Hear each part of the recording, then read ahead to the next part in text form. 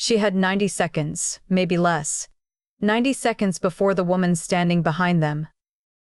The woman who'd been slowly poisoning him for weeks came close enough to hear what she was about to say.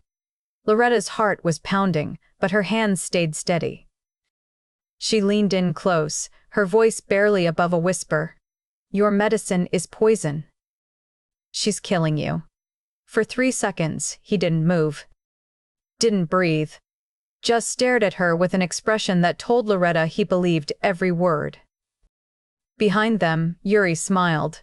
She had no idea that in 6 whispered words, everything had just changed. 6 words. That's all it took to save a life and risk losing everything. But to understand why a 28-year-old nurse would risk everything to save a man she barely knew, a man whose world was nothing like hers, we need to go back 3 weeks back to where this whole nightmare really started. PTOAC Recovery Center, Bethesda, Maryland. It's one of those medical facilities that doesn't advertise. The kind of place where wealthy patients come for cardiac monitoring without the scrutiny of major hospitals, marble floors, private rooms, staff who understand that discretion is part of the service. It sits right between Georgetown, where power brokers and business executives keep their townness, and the sprawling Korean-American community that runs through the D.C., Maryland area. The patients here value their privacy, and the center makes sure they get it. This is where Loretta Johnson worked 3 evenings a week, Tuesday, Thursday, Saturday nights, 7 to midnight, monitoring patients with heart conditions who could afford comfort while they healed. And, for Loretta, those shifts were just one piece of an exhausting puzzle. She was 7 months away from finishing her nurse practitioner degree at Georgetown University. 7 months from a finish line she'd been running toward for 6 years. 6 years of a schedule that would have broken most people. Day shifts at Washington Hospital Center. The kind where you're on your feet for 12 hours straight, juggling patient charts and doctors who barely look up when you're trying to tell them something's wrong. Then evening shifts here at PTOAC Recovery 3 nights a week. Classes twice a week at Georgetown. Squeezing into lecture halls after a full day of work, fighting to keep her eyes open while professors talked about pharmacology and advanced clinical practice, clinical rotations on the weekends, studying at midnight with a cup of coffee that had gone cold hours ago. Her mother had helped however she could, working extra shifts as a home health aide, picking up overnight cases when the pay was better, making sure Loretta had one less thing to worry about. Her younger brother, still in community college, looked at her like she was proof that the dream still worked, that if you sacrificed enough, worked hard enough, you could actually change your life. The nurse practitioner degree wasn't just about letters after her name. It was about better pay, professional respect, the ability to finally help her family instead of just surviving. She was so close, 7 months close. And then on a Tuesday evening in early April, she met the patient who would put all of it at risk. April 8th, a cool spring evening, the kind where cherry blossoms were just starting to bloom outside the Recovery Center's windows. Loretta was assigned to a new patient. Room 6, cardiac monitoring, 3 times weekly. His name was Hyun Jae, 38 years old, Georgetown address. The intake chart listed him as an import-export businessman, which in a city like D.C. could mean almost anything. He was composed in a way that made Loretta cautious, the kind of calm that came from power, not peace. He took business calls in Korean rapid, clipped conversations where his voice never rose, but somehow still commanded the room. And he was never alone. His fiancée was always with him. Yuri, elegant in that effortless way that came with money, designer handbags, clothes that looked like they'd been tailored specifically for her, hair and makeup that belonged in a magazine spread. She played the role of devoted partner so convincingly that even the hospital staff noticed, always arriving early to his appointments, managing his medication schedule in a leather-bound organizer, adjusting his pillows, bringing him water, asking the nurses gentle questions about his care. The other nurses would smile and say how lucky he was, how rare it was to find someone that devoted. Loretta kept her observations professional, connected him to the cardiac monitoring equipment, recorded his vitals, noted the stress-induced hypertension and early heart failure in his chart, beta blockers and ACE inhibitors prescribed by his cardiologist. Standard protocol. Nothing unusual. Except over the next 3 weeks, April 8th, 10th, 15th, 17th, 24th, 29th, Loretta started noticing something that didn't make sense. His vitals should have been improving. That's what beta blockers and ACE inhibitors do. They stabilize blood pressure, reduce strain on the heart, give the body time to heal. But Hyunja's numbers were going in the wrong direction. His heart rate variability was increasing, blood pressure creeping higher despite medication. He mentioned chest discomfort during one appointment, described it as a tightness that came and went. By late April, he looked more fatigued than he had 3 weeks earlier. Small changes, the kind most people wouldn't notice. But Loretta had been trained to notice, and something about the pattern felt wrong. Before we go any further into what Loretta discovered, and trust me, this story gets darker than you can imagine, do me a favor, hit that like button and subscribe if you haven't already. And drop a comment telling me, have you ever noticed something was terribly wrong? Something that made your stomach drop, but you were too afraid to speak up? Let me know in the comments, because Loretta was about to face that exact choice, and what she decided to do next would change 2 lives forever. Tuesday, April 29th. Hyunja's appointment ended at 9:15. Yuri walked him out to the waiting car, her hand resting gently on his arm, every inch the concerned fiancé. Loretta waited until they were gone. Then she pulled his chart. She spread 3 weeks of readings across the nurse's station desk. April 8th, April 15th, April 22nd, April 29th. 4 appointments, 4 sets of vitals that should have told a story of gradual improvement. Instead, they told the opposite story. She pulled up his medication log on the computer, the one Yuri meticulously maintained and updated at every visit. Beta blockers, ACE inhibitors, exactly as prescribed by his cardiologist. The dosages were correct, the timing was consistent, so why was he getting worse? Loretta stayed late that night, pulled up medical databases on her phone while sitting in her car in the parking lot, the dome light casting shadows across pages of pharmaceutical research.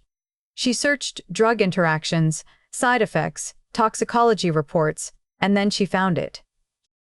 Cardiac glycosides, medications like dioxin used to treat certain heart conditions, but catastrophic in the wrong doses or the wrong situations. The symptoms matched exactly. Increased heart rate variability, elevated blood pressure, progressive fatigue, chest discomfort. Someone wasn't giving Hyunj his prescribed medication. Someone was giving him dioxin, and in his condition that would eventually trigger a cardiac event that would look completely natural. Loretta sat in her car for 20 minutes, hands gripped on the steering wheel, trying to convince herself she was wrong. Thursday, May 1st. Yuri arrived 15 minutes before Hyunja's appointment, just like she always did. Loretta watched from the nurse's station as Yuri settled into the family lounge, a small room with comfortable chairs and a coffee station, separated from the hallway by a glass wall. Yuri set her designer handbag on the side table, pulled out the medication organizer, that leather-bound planner that looked expensive enough to be from Coach or Michael Kors, and then she pulled out something else, a small unmarked bottle. Loretta's breath caught. Yuri's movements were quick, practiced. She opened the medication organizer, the compartments labeled with days of the week, and systematically removed pills, replaced them with pills from the unmarked bottle, tucked the original pills into a small zippered pouch inside her handbag. The whole process took maybe 60 seconds, efficient, deliberate, like she'd done it 100 times before. Loretta stood frozen at the nurse's station, pretending to review a chart, her heart pounding so hard she was sure someone would hear it. When Yuri finished, she tucked everything away, pulled out her phone, and started scrolling through what looked like Instagram. Casual, calm, like she hadn't just switched out medication that was slowly killing the man she claimed to love. Loretta needed proof. Real proof, not just what she'd seen through a glass wall. Tuesday, May 6th, Hyunja's appointment. Yuri excused herself halfway through, stepped out to use the restroom, leaving her handbag on the chair beside the bed. Loretta waited 30 seconds, then moved quickly. She opened the medication organizer, used her phone to photograph the pills inside, made sure the lighting was good enough to see the markings clearly, then closed it, and stepped back to the monitoring equipment before Yuri returned.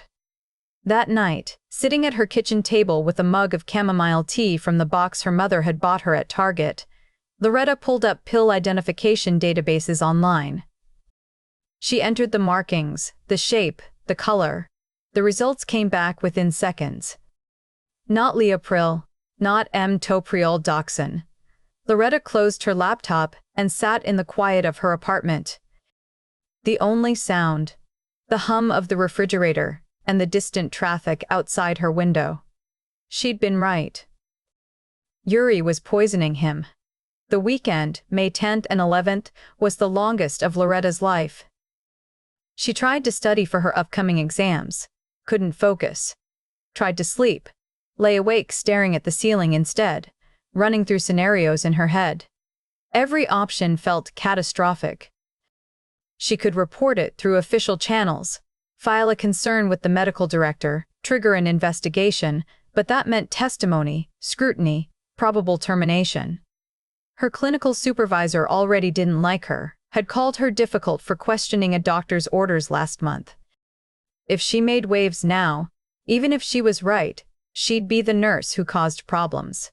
The one hospitals quietly refused to hire. And if she was wrong, if there was some explanation she hadn't considered, she'd be fired for making reckless accusations against a patient's family member. Her degree 7 months away would become meaningless. No one hires a nurse with a termination on their record, but if she was right and did nothing, she'd be watching a man die slowly, deliberately, while she stood by and let it happen. And then there was the other fear, the one she didn't want to name but couldn't ignore. Hyunja's security guards, the way the staff deferred to him, the business calls in Korean that sounded like someone giving orders, not taking them. If his world was as dangerous as it seemed and she went public with accusations against his fiancé, what would happen to her? Loretta thought about her grandmother 16 years ago now, but the memory was still sharp. A medication error at the nursing home. A nurse who noticed the doctor's order didn't match the patient's condition, but she'd been too intimidated to speak up. Didn't want to question the doctor. Didn't want to cause problems. Loretta's grandmother died 3 days later from complications that could have been prevented. She'd been 16, sitting in that hospital room, watching her grandmother slip away, listening to her mother sob, and she'd made herself a promise that day. She would never stay silent when she saw something wrong. Not ever. That promise had guided her through nursing school, through difficult shifts where she'd advocated for patients, even when doctors rolled their eyes. Through moments where speaking up cost her professionally. And now that promise was about to cost her everything she'd worked for. By Monday night, May 12th, Loretta had made her decision.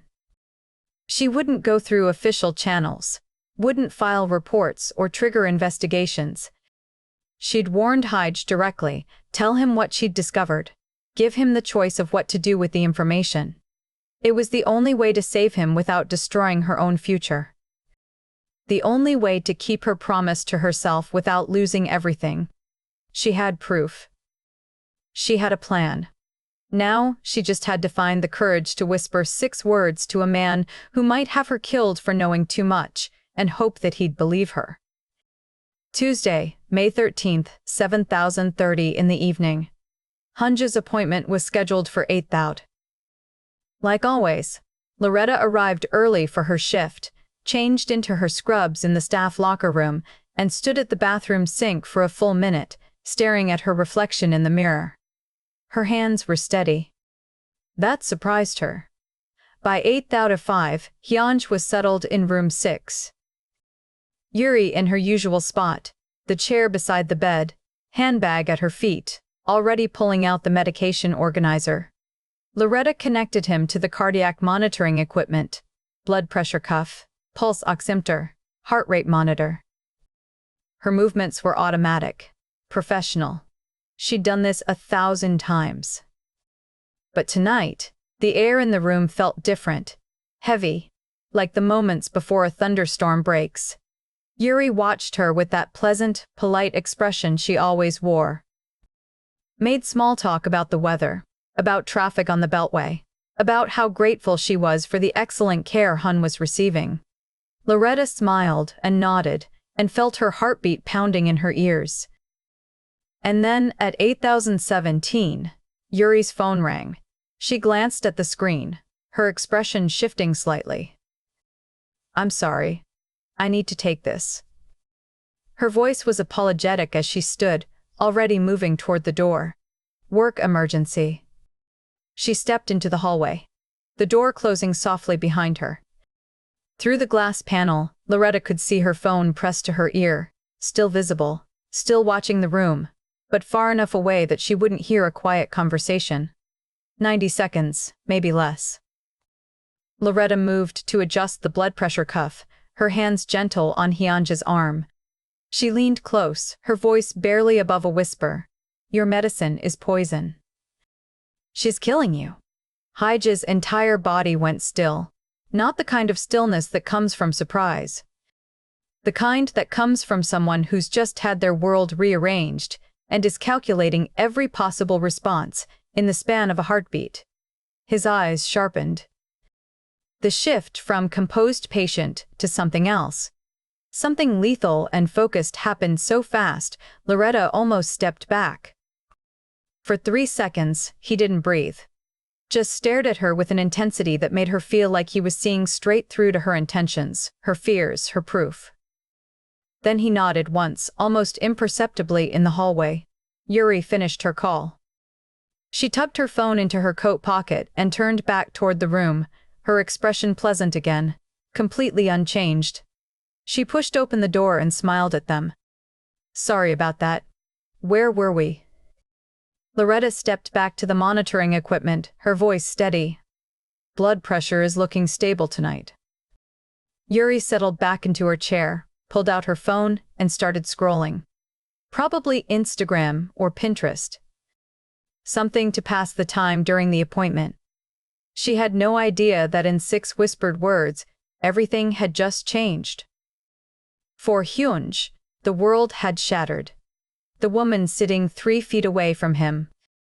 The woman he'd trusted with his medications, with his vulnerability during illness, with access to his life when he was at his weakest, was systematically killing him. But he didn't react, didn't flinch, didn't give Yuri any reason to suspect that something had shifted. Years of navigating dangerous situations had taught him one critical lesson. Never show your hand until you're ready to strike. So he sat quietly, made appropriate responses when Yuri spoke to him, and let his mind work through the implications while his face remained calm. Over the next 3 appointments, Thursday, May 16th, Saturday, May 18th, Tuesday, May 20th, Hyunj and Loretta executed their quiet plan. When Yui stepped out, bathroom breaks, phone calls, a quick trip to the hospital coffee shop for a latte. They talked in hushed, urgent voices. Hyunj started palming the pills Yuri gave him, slipping them into his pocket instead of swallowing them, disposing of them later, flushing them down the toilet at home when she wasn't watching. Loretta provided his actual prescribed medication during appointments. Beta blockers and ACE inhibitors, measured out in careful doses, hidden inside routine equipment checks, slipped to him in moments when Yuri's attention was elsewhere. To everyone else, Hyunj appeared to be declining further. He let himself look more fatigued, moved a little slower. During the May 18th appointment, he slurred his words slightly when answering the physician's questions, just enough to seem concerning. The performance was so convincing that by May 20th, his cardiologist was suggesting they consider adjusting his treatment plan or possibly admitting him for more intensive observation. Yuri looked appropriately worried, held his hand, asked the doctor gentle, concerned questions about what could be done. Loretta watched it all and felt something cold settle in her chest. But during those stolen moments, the brief windows when Yuri stepped away, something unexpected started to happen. Hyunj talked to Loretta, really talked, not only about the poisoning or the plan or the evidence, about loneliness. He told her what it was like to be surrounded by people but known by no one. To have power and wealth and respect, but no one he could be honest with. No one who saw him as anything other than a resource or a threat. Loretta told him about exhaustion, about sacrificing everything for a degree that was supposed to change her life, about working herself to the bone for 6 years while watching her mother do the same. Both of them chasing a version of stability that always seemed just out of reach. They recognized something in each other. A kind of profound loneliness that had nothing to do with being alone and everything to do with never being truly seen. It was strange, forming this fragile trust in whispered conversations stolen between heart rate readings and blood pressure checks. But it was real. While Loretta documented medical evidence, photographing pill bottles, recording vitals, building a paper trail that could save Hyunj's life if it came to that, he was conducting his own investigation. He had resources, contacts, and soul. People who owed him favors. He started tracing Yuri's background. Her family, her brother's sudden gambling debts that had appeared out of nowhere 14 months ago. The communications patterns between her phone and numbers registered in South Korea. Piece by piece, he started building a picture of why the woman he'd planned to marry had decided he needed to die. Now, let me ask you something. If someone you loved was poisoning you, someone you trusted completely, would you confront them immediately? Or would you gather evidence first? Make sure you understood the full scope of the betrayal before you acted. Think about that and let me know in the comments what you would do. Because Hyunj was about to discover something that would make this betrayal so much worse than he'd imagined. The conspiracy was active. Loretta and Hyunj were working together, moving in careful synchronization to keep him alive while they uncovered the truth.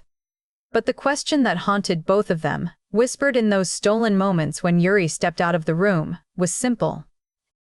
Why? Why would Yuri do this? What could possibly be worth murdering the man she'd agreed to marry? And how far did this betrayal really go? Early June. 3 weeks after Loretta's whispered warning, Hyunja's investigation had been methodical, quiet, the kind of work that happened in encrypted messages and phone calls made from rooms where he knew he wouldn't be overheard. He had people in Seoul, contacts who understood how to ask questions without drawing attention. And slowly, carefully, they'd started pulling threads.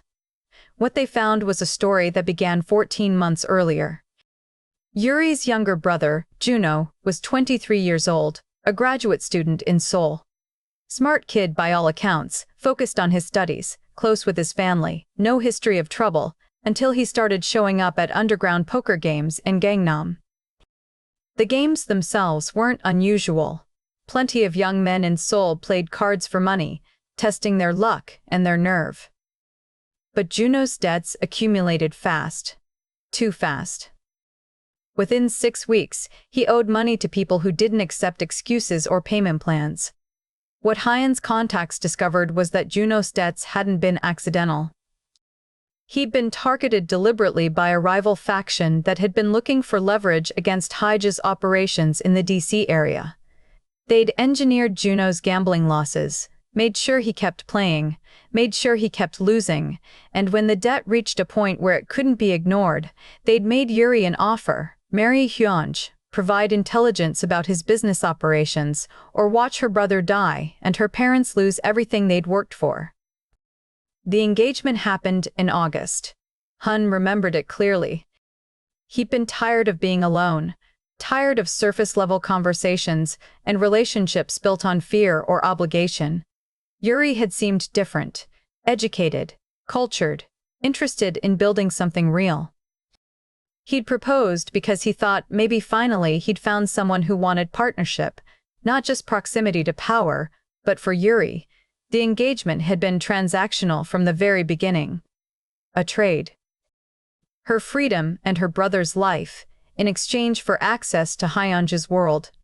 She was isolated, terrified, trapped in a situation where every choice led to someone she loved getting hurt. And then, during the engagement, she met Minho. He was her handler, the person assigned by the rival faction to manage her, to collect the intelligence she was supposed to be gathering, to make sure she stayed compliant. But somewhere along the way, Yuri fell in love with him. It was desperate, hidden. The kind of affair that happened in hotel rooms, booked under false names, in stolen moments when Hyunj was traveling for business, in late-night phone calls where she convinced herself that Minho understood her pain. He told her he loved her, promised her they'd find a way out, made her believe that maybe, just maybe, there was an escape from the nightmare her life had become. In March, Yuri discovered she was pregnant. Minho's child. The timeline made it impossible to pass the baby off as Hai. They'd stopped being intimate months earlier. His declining health, the stress of his condition, the distance that had grown between them without either of them quite acknowledging it. Yuri was maybe 10 weeks along when she took the test, sitting in the bathroom of a CVS near DuPont Circle, hands shaking as she watched the second line appear. She had 6 weeks, maybe 8, before symptoms became harder to hide, before her body started changing in ways she couldn't explain away. When the pregnancy showed around 12 to 16 weeks, sometime in early July, her betrayal would be exposed. The rival faction would know she'd failed to remain useful. Hai would know she'd been lying all along. Juno would be killed. Her parents would be destroyed. Every option led to catastrophe except one. If Hyunj died before her pregnancy became visible, she'd inherit as his fiancée. She was named in his will, a gesture he'd made months earlier, back when he still believed they were building a future together. The inheritance would be enough to buy Juno's freedom from the faction, enough to start over somewhere far from all of this. She and Minho could leave, build a life, raise their child away from the violence and manipulation that had brought them together. The dioxin substitution would trigger a cardiac event that looked completely natural. A man with a known heart condition, dying despite treatment. Tragic, but not suspicious. No one would suspect. Yuri started switching the pills in early April. Every time she did it, guilt consumed her. But she told herself she was the victim, that she'd been forced into impossible circumstances, that she was doing what she had to do to survive. But what Yuri didn't know, what she couldn't have known, was that Minho's love had been part of the plan all along. Hyunja's investigation revealed the cruelest truth. Minho had been assigned to seduce her, to deepen her emotional investment, to give her a reason to stay desperate enough, to take extreme measures. The pregnancy hadn't been an accident. It had been calculated. Time to force her hand, to push her toward a timeline where murder became her only solution. The rival faction wanted Hyunj dead, and Minho's job had been to make Yuri desperate enough to do it. Every stolen moment, every whispered promise, every time he told her he loved her, it had all been performance. Manipulation designed to turn a terrified woman into a killer. Yuri wasn't a psychopath. She wasn't evil. She was a woman who'd been handed impossible choices and made the worst ones, who'd fallen in love with someone assigned to destroy her, who'd convinced herself that murder was survival, that she was protecting her family, that the man she was killing was just another obstacle between her and freedom. Every time she switched the pills, sitting in that family lounge at PTOAC Recovery with her leather planner and her expensive handbag, she carried the weight of it, the guilt, the fear, the desperate hope that maybe this would work. Maybe she'd finally escape. But she was never going to escape because the people using her had no intention of letting her go. She was a tool, expendable, and when she'd served her purpose, they would have discarded her just like they discarded everyone else who'd outlived their usefulness. Hunj sat in his Georgetown study on a Sunday evening in early June. The investigation files spread across his desk and felt something unexpected. Not just rage, not just betrayal, pity. Yuri had tried to kill him. That was undeniable.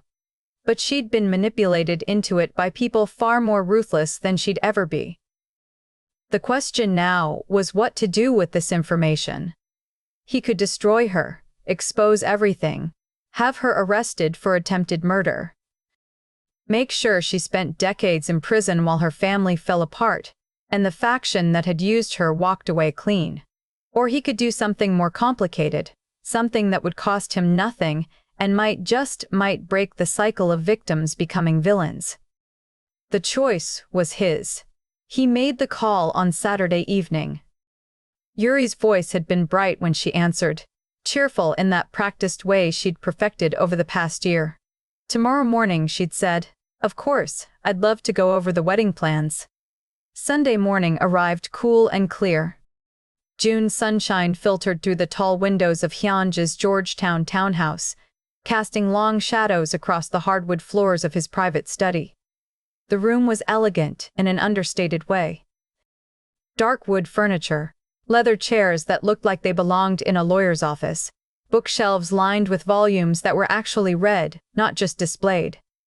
But despite the warmth of the morning light, the space felt cold.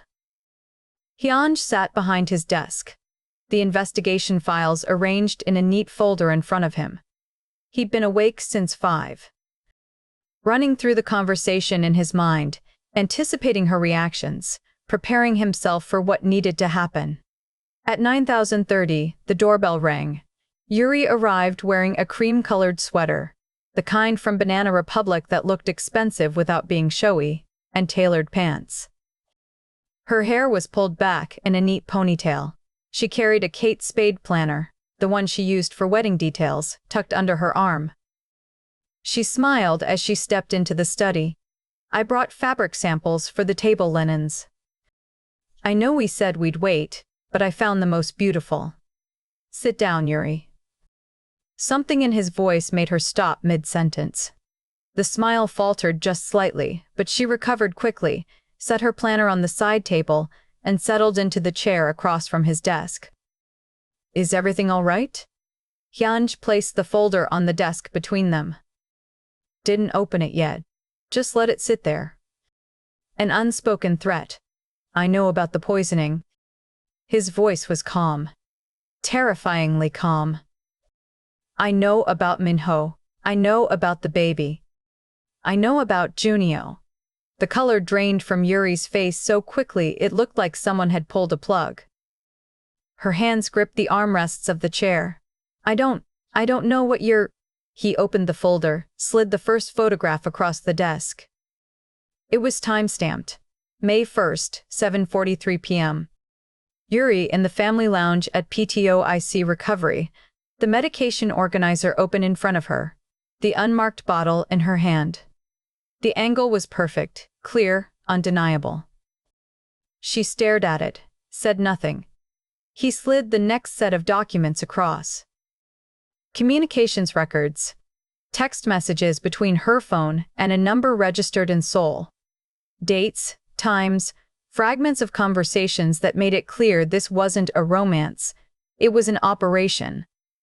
Then the evidence of Juno's debts, the trail of transactions showing how deliberately they'd been engineered, the names of the men from the rival faction who'd orchestrated it, and finally a medical document, 10 weeks pregnant, dated from a clinic in Bethesda she'd visited under a false name. Yuri's breathing had gone shallow. Her hands were shaking. You were being used by everyone, Yuri. Hyunjae's voice was steady, but there was something underneath it now.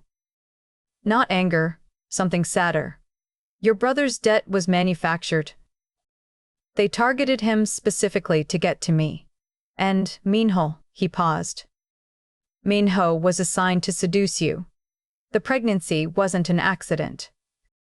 It was designed to force your timeline, to make you desperate enough to do exactly what you did.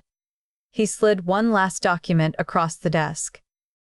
A report from his contacts in Seoul. Evidence that Minho had been reporting her emotional state to the faction weekly. Detailed notes about her fears, her guilt, her growing attachment to him. Even your love was a weapon pointed at both of us. For the first time, Yuri's carefully constructed facade shattered. Not with screaming, not with denial. Just a kind of hollow devastation that made her look suddenly smaller, younger, like the scared woman she'd been all along, hiding beneath expensive clothes and perfect makeup. I thought, her voice cracked. I thought he loved me. Hyunj leaned back in his chair. The morning light caught the edge of the desk, illuminating the documents spread between them like evidence at a trial. You have two choices, he said quietly. Face attempted murder charges, decades in prison, your family destroyed by the scandal. Juno left to whatever the faction decides to do with him. He paused. Or you leave today. I'll wire you 500,000. Enough to buy Juno's freedom. Enough to start over somewhere far from here. But you cut all ties with Minho with the faction. You disappear, and you never come back. Yuri looked up at him, tears streaming down her face. Her mascara, probably Maybelline, the waterproof kind that was supposed to last, was smudging at the corners of her eyes. Why? The word came out broken. Why would you let me go? Hyunj was quiet for a long moment. Outside, he could hear the distant sound of someone mowing their lawn, a dog barking. The ordinary sounds of a Sunday morning in Georgetown. Because the woman who saved my life taught me to see people clearly. He met Yuri's eyes. You're not evil, Yuri. You're desperate. You were used by people more ruthless than you'll ever be. He paused.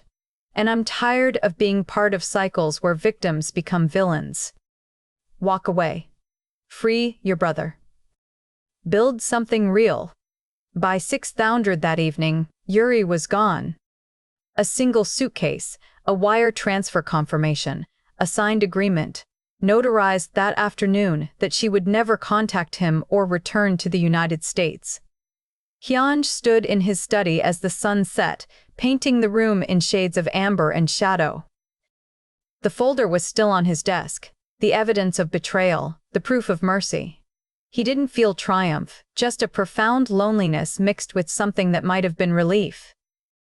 The woman who tried to kill him was gone. And in her place was only the quiet of an empty house, and the knowledge that he'd chosen something harder than revenge. He'd chosen to let her go. The weeks that followed moved quietly, like the careful steps someone takes when learning to walk again after an injury. Yuri kept her word. By the second week of June, Hyunj's contacts confirmed that Juno's debt had been cleared. The rival faction had received their payment and released their claim. 3 days later, Yuri's phone number went dead. No forwarding information, no trail except a single notation in an immigration database, a flight to Vancouver, Canada. On June 15th, she disappeared the way people do when they want to be forgotten. Hyunj returned to taking his actual medication, beta blockers, ACE inhibitors, the prescriptions his cardiologist had written months ago before everything had spiraled into betrayal and whispered warnings. Within 4 weeks, his vitals began to stabilize. His blood pressure dropped back into normal range. The heart rate variability that had been climbing steadily throughout May started to level out. The fatigue that had made every afternoon feel like wading through water lifted. At his follow-up appointment in mid-July, his physician looked genuinely baffled. "I don't know what changed," the doctor said, scrolling through the chart on his tablet. "But whatever you're doing, keep doing it. Your numbers haven't looked this good in 6 months." Hyunj had simply nodded. "Less stress, I think." The engagement ended. It's been quieter. The doctor had made a note about stress reduction and moved on to discussing diet and exercise, completely unaware that the real answer was far simpler. No one was poisoning him anymore. Loretta continued working her shifts at PTOAC Recovery. Tuesday, Thursday, Saturday, evenings 7 to midnight. But for the first few weeks after Yuri's departure, she avoided Hyunja's appointments. She'd swap shifts with other nurses, cite scheduling conflicts, find reasons to be assigned to different patients. It wasn't that she regretted what she'd done. Saving his life had been the right choice, the only choice, but the intensity of it had left her drained. Every time she saw his name on the schedule, her heart rate spiked. Too much fear, too much risk, too many nights lying awake wondering if she'd made the right call or if she'd just painted a target on her own back. But Hyunj kept coming. Tuesday and Thursday evenings like clockwork. And he didn't make it difficult. He simply arranged his appointments to fall during her shifts, then waited to see if she'd be the one monitoring him.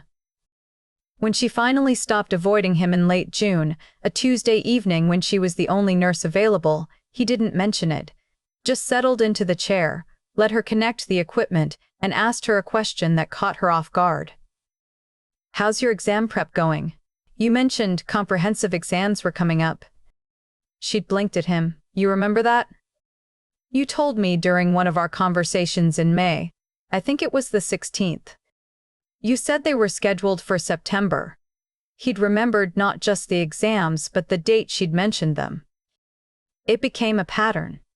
He'd ask about her NP program, about which rotation she was dreading most, about whether she'd decided on a specialty focus yet.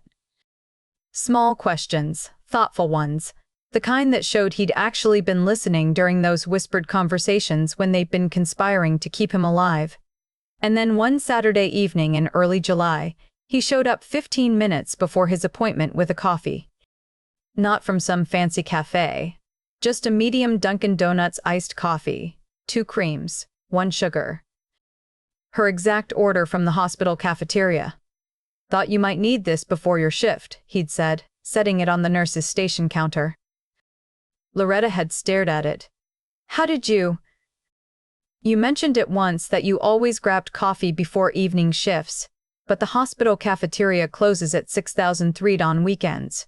So, Saturdays you had to settle for the vending machine." He'd remembered that too. Mid-July, after an appointment where his vitals had come back perfectly stable, he'd asked her to dinner. Not in a dramatic way, just a quiet question as she was disconnecting the monitoring equipment. "Would you have dinner with me sometime?" Just to talk. Nothing complicated. Loretta had felt her stomach flip. Part attraction, part terror. "I don't think that's a good idea," she'd said carefully. "Professional boundaries." He'd nodded, understood, and that was it. No pushing, no follow-up, just acceptance. But it had stayed with her. The question, the way he'd asked it, like he was offering something, not demanding it. For weeks, Loretta carried the conflict inside her like a weight. She was attracted to him. That was undeniable. But he represented everything that terrified her. Danger, secrecy, a world where people got killed over business dealings, and betrayal was currency. She was 5 months from finishing her degree. 5 months from everything she'd worked toward for 6 years. Why would she risk entanglement with someone whose life looked like a crime thriller? But she also couldn't ignore what she'd seen in those whispered conversations. The loneliness. The way he'd looked at her when she'd warned him, not with suspicion, but with immediate trust. The respect he showed her. Not because of what she could do for him, but because of who she was. He didn't try to buy her affection, didn't show up with jewelry or expensive gifts, just coffee and questions, and the quiet patience of someone willing to wait. Late August brought the crisis Loretta had been dreading for years. Her mother collapsed at work. A pre-diabetic crisis that had been building for months. Irregular blood sugar, stress from overtime shifts, Too many missed meals because she'd been trying to save money for Loretta's graduation. The hospital admitted her for observation. Loretta spent 2 days sitting beside her bed in the same Washington hospital center where she worked day shifts, holding her mother's hand and feeling like everything was falling apart. On the 3rd day, Hyunj showed up. Not in her mother's room. He waited in the hallway until Loretta stepped out for coffee, then approached carefully. "I heard what happened," he said. "I wanted to help." Loretta had been too exhausted to ask how he'd found out. Hospital networks, contacts, it didn't matter. "We're managing," she'd said. "I know you are, but I arranged a consultation with an endocrinologist." "I know, Dr. Sarah Kim over at Johns Hopkins. No charge. Professional courtesy. And I'm having meal services delivered to your mother's apartment for the next 2 weeks. Freshly prepared meals, the kind from Factor that follow diabetic guidelines. Just to take one thing off your plate while she recovers." Loretta had stared at him. Not flowers, not money, just practical, actionable help. "Why would you do this?" His answer had been simple. "You saved my life. This is the least I can do." Early September, a Tuesday evening, Loretta finally agreed to dinner. Not somewhere expensive or showy. A quiet Korean barbecue place in Annandale, Virginia. The kind with wooden tables and metal grills built into the center where the servers brought out banchan and little white dishes, and the air smelled like sesame oil and grilled meat. They talked about everything except the poisoning. Loretta told him about her dream of opening a community clinic in an underserved neighborhood. Sliding scale fees, focus on preventative care for people who couldn't afford it otherwise. Hun Jae told her about the loneliness of his work, how he was surrounded by people but known by none of them. They discovered they both loved old noir films, the kind with sharp dialogue and moral ambiguity, where heroes weren't always heroic, and villains sometimes had their reasons. And somewhere between the bulgogi and the second round of soju, Loretta laughed genuinely, freely. The kind of laughter that comes when you realize you're exactly where you want to be. "Now, let me ask you something. Would you give someone from a dangerous world a real chance? If they genuinely respected and cared for you, if they saw you clearly and valued who you were, not just what you could do for them. Think about that and let me know in the comments what you do." Because for Loretta, the choice was starting to feel less terrifying and more like something she might actually want. But what neither of them knew as they sat in that quiet restaurant building something fragile and real was that Yuri's story wasn't quite finished. The past has a way of coming back, even when you think it's finally gone. October arrived with the kind of crisp autumn air that made Washington beautiful. Leaves turning golden red along the Georgetown streets. Pumpkin displays outside the Trader Joe's on Wisconsin Avenue. The promise of change in the air. Loretta was 2 months from graduation. 2 months from finally becoming Loretta Johnson, FNPC. 2 months from everything she'd worked toward for 6 years. She and Hyunj had been seeing each other quietly. Dinner once a week, sometimes twice. Coffee on Sunday mornings at a little place in DuPont Circle. Nothing dramatic, just 2 people learning each other's rhythms, building something careful and real. And then on a Thursday afternoon in mid-October, the registered letter arrived.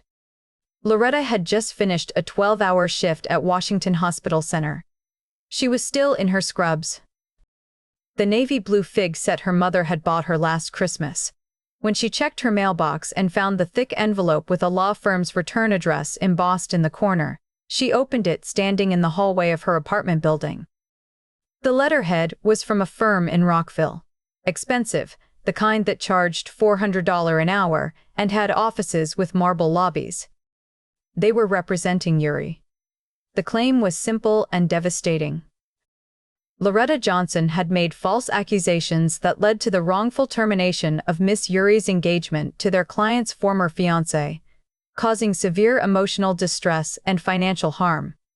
Miss Yuri was seeking $500,000 in damages. And if the matter couldn't be resolved quickly, they intended to file complaints with the Maryland Board of Nursing. Professional misconduct, unauthorized access to patient records, breach of confidentiality. Loretta's hands started shaking before she finished the first page. By the following Tuesday, Yuri had leaked her version to Korean American news outlets. The story spread quickly through community newspapers and online platforms. The angle was sympathetic and brutal. Jealous nurse destroys engagement with lies. Yuri painted herself as the victim, a devoted fiancé who'd cared for her partner through illness, only to be driven away by a nurse who developed an inappropriate attachment. No mention of poisoning, no mention of manipulation or murder attempts, just character assassination wrapped in the language of betrayal. Loretta's photo appeared in the articles, her full name, her workplace. The comment sections exploded. People who'd never met her called her a homewrecker, accused her of using her position to manipulate vulnerable patients, demanded she be fired, prosecuted, banned from nursing. Loretta sat in her apartment that evening, laptop open to the third article featuring her face, and felt the walls closing in. This was her nightmare. An investigation by the Maryland Board of Nursing could delay her graduation in December. Even if she was eventually cleared, the stain on her record would follow her. Hospital HR departments would see the complaint when they ran background checks. Job offers would evaporate. 6 years of sacrifice reduced to a cautionary tale about nurses who overstepped boundaries. On Wednesday morning, her clinical supervisor at PTOAC Recovery called her into the office. "We need to discuss some concerns that have been raised." The supervisor's voice was professionally neutral, but her expression was cold. She'd never liked Loretta, had called her difficult more than once for questioning protocols. Now she had ammunition. Loretta called Hyunj that evening. Her voice was steady, but he could hear the fear underneath. "She's suing me, and she's trying to destroy my nursing license." There was a long pause on the other end of the line. When Hyunj spoke, his voice was colder than Loretta had ever heard it. Not angry at her, furious at Yuri. She signed away her right to make claims. "This violates our agreement." He paused. "I'll handle this. Don't respond to anyone. Don't make statements. Let me take care of it." By mid-October, Hyunj's legal team had moved into action.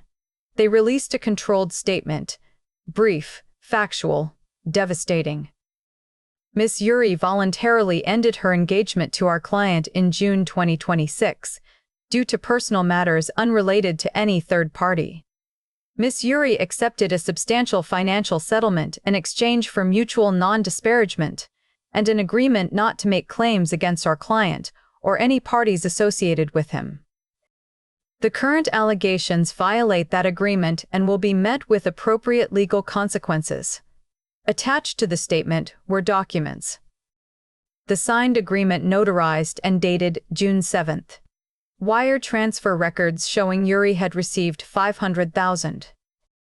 Her own written acknowledgement that she was leaving for personal reasons and would not pursue future claims. The evidence was ironclad. Simultaneously, PTOAC Recovery's legal team at Hyunj's quiet request provided documentation to the Maryland Board of Nursing. Medical records showing Hyunj's symptom deterioration throughout April and May. Loretta's nursing notes documenting concerns about medication efficacy. Expert testimony that her observations were medically justified, and her actions fell squarely within the scope of nursing responsibility. Most importantly, she hadn't breached confidentiality. She'd reported her concerns directly to the patient himself, not to external parties. That was not only appropriate, it was exactly what nursing protocols recommended when family members might be involved in patient harm. The response was swift. Within 2 weeks, Yuri's attorney sent a brief letter withdrawing the lawsuit. No explanation, Just a notification that Miss Yuri would not be pursuing the matter further. The Maryland Board of Nursing closed their preliminary inquiry with a letter that arrived in Loretta's mailbox on a rainy Tuesday morning. She opened it, standing in her kitchen, still wearing her Target pajamas, coffee brewing in her old Mr. Coffee machine. The letter was short, professional. They'd reviewed the complaint and supporting documentation. They found Loretta's actions to be medically justified and consistent with professional nursing standards. The matter was closed. The final paragraph made her throat tight. The board commends your diligent patient advocacy. This is the standard of care we expect from Maryland nurses. News outlets quietly retracted their stories. Some posted brief corrections. Most just deleted the articles and moved on to the next scandal. Within 3 weeks of Yuri's attack, it was over. Loretta's career was safe. Her graduation still on track for December. The threat neutralized as efficiently as it had appeared. But that Thursday evening, sitting across from Hyunj at a small Italian place in Arlington, red checkered tablecloths and breadsticks in paper-lined baskets, Loretta felt the weight of what had just happened. She tried to destroy me, Loretta said quietly. Even after you let her go, even after you gave her money to start over, she still came after me. Hyunj reached across the table, took her hand. His grip was warm, steady. She was desperate, and desperate people make terrible choices. He paused. But it's over now. She violated the agreement. Her lawyer made it clear that if she tries anything else, she loses everything, including the money she used to free her brother. Loretta nodded, but something had shifted. She'd been naive. She realized to think mercy meant safety. That choosing compassion over revenge would somehow make the threat disappear. The world didn't work that way. Are you okay? Hyunj asked. Loretta looked at him. This man who'd moved mountains to protect her. Who'd used his resources and connections, not for revenge, but for defense. Who'd kept his word even when it would have been easier to destroy Yuri completely. I'm okay, she said, and meant it. The threat was gone. Her career was safe. But the question that lingered, the one neither of them spoke out loud, was simpler. What did this cost them? And where did they go from here? Late November brought the exam Loretta had been preparing for since she'd started the NP program 6 years ago. The boards, 3 hours, 200 questions.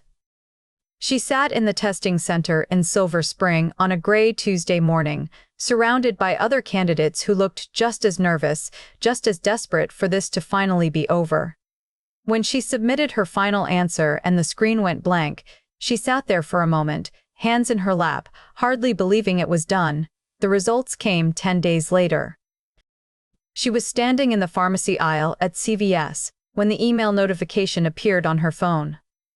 Congratulations, you have successfully passed the Family Nurse Practitioner Certification Examination. Loretta Johnson, FNPC. Her mother threw a small party that Saturday. A sheet cake from Giant, with congratulations. Loretta written in blue icing.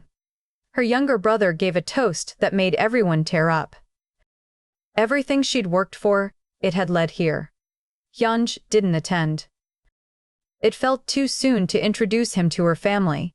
But on Monday morning, flowers arrived. White lies and pale blue hydrangeas.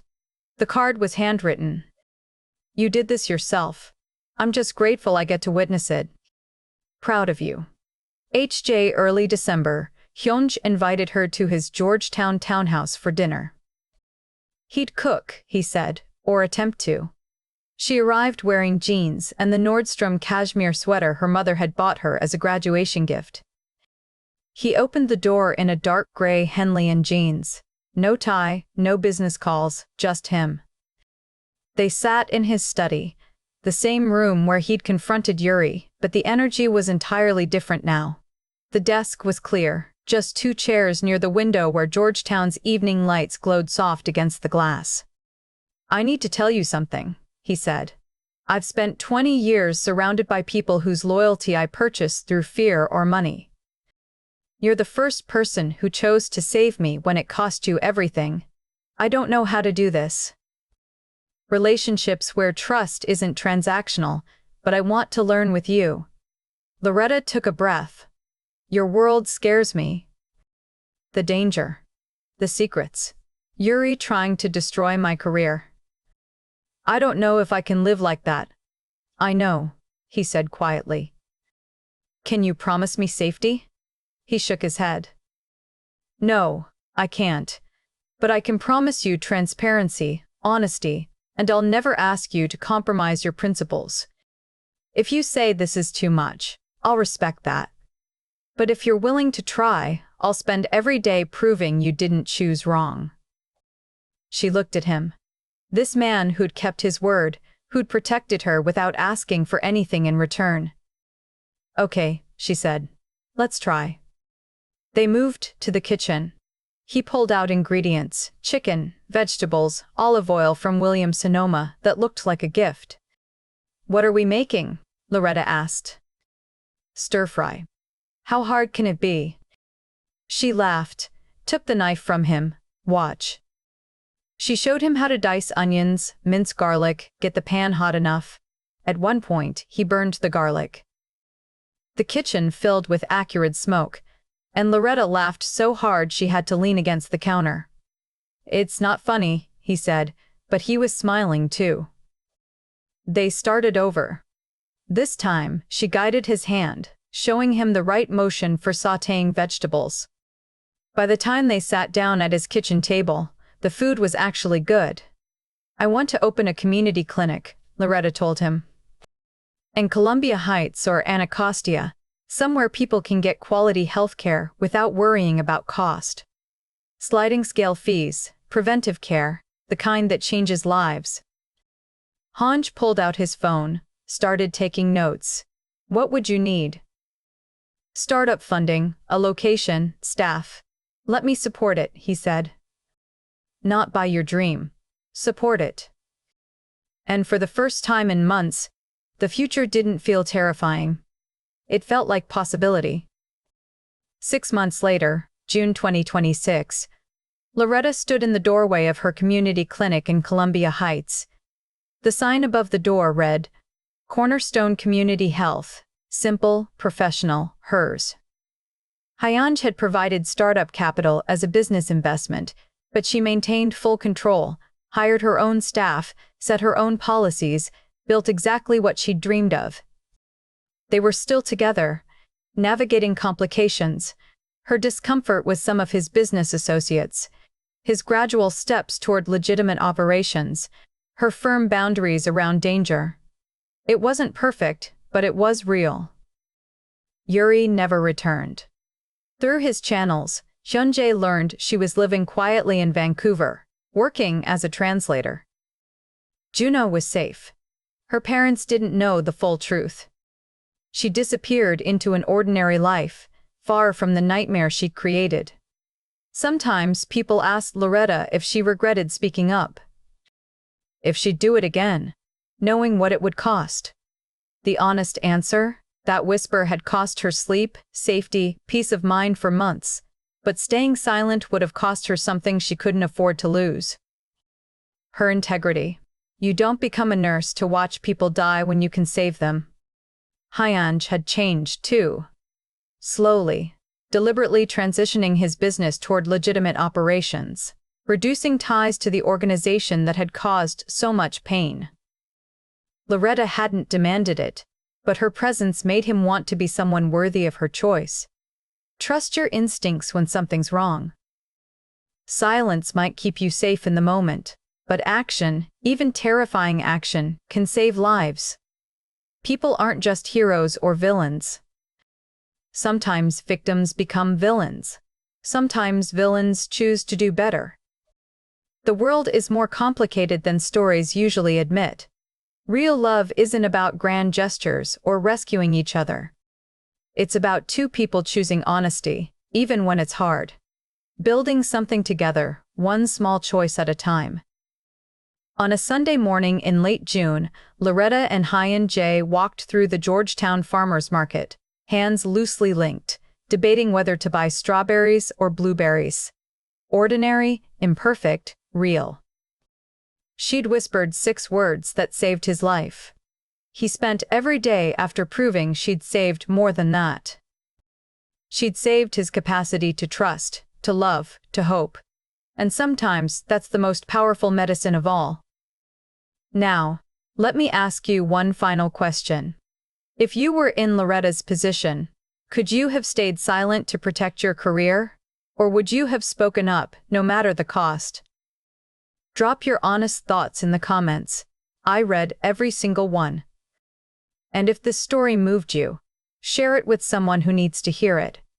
Because sometimes the bravest thing we can do is whisper the truth, even when the whole world feels like it's listening. See you in the next.